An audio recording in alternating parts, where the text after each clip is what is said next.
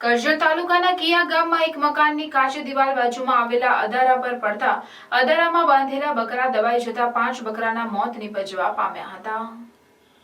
પ્રાપ્ત માહિતી અનુસાર ગત રોજ સાંજે 4 વાગ્યાના અરસામાં કિયા ગામમાં વરસાદ વરસી રહ્યો હતો ત્યારે ચૌહાણ ફળિયામાં આવેલ ચૌહાણ ગુલામભાઈ કેસરભાઈના મકાનની કાચી દિવાલ બાજુમાં આવેલ રકીબ યાસીન ચૌહાણના અધારા પર પડતા અધારામાં બાંધેલ 8 બકરા દબાઈ જતા 5 બકરાના મોત નીપજવા પામ્યા હતા, જ્યારે અન્ય 3 હજુ કાટમાળમાં દબાયેલા હોવાની આશંકા વર્તાઈ રહી છે।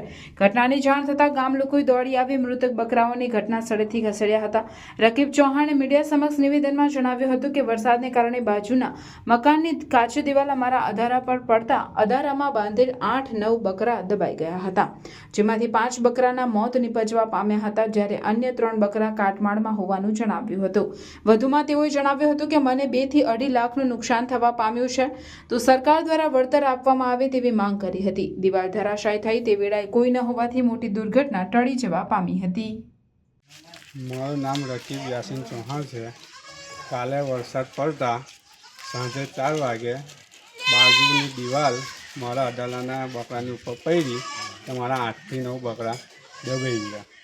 એને માટે સરકારને અનુમતિ છે કે મને સહાય મળે, એટલે 1 લાખ થી 1.5 લાખની આસપાસની મારી એ હતી।